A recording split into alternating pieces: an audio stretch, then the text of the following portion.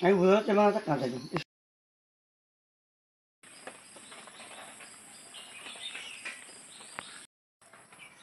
কোন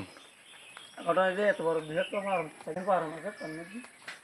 জটিল অবস্থা তিনজন এই বিভিন্নভাবে আজ 22 বছর আর এই ফার্ম বিভিন্ন গাছ প্রতিবাদ করি তো চেষ্টা করে উড়ি পেলাই প্রশাসনিক কোনো সহযোগিতা নেই এবং আশেপাশে যারা তারা বিভিন্ন সুকুর টুকুর তুলি দিয়ে তারা বিভিন্নভাবে ইয়া করে হয়রানি করে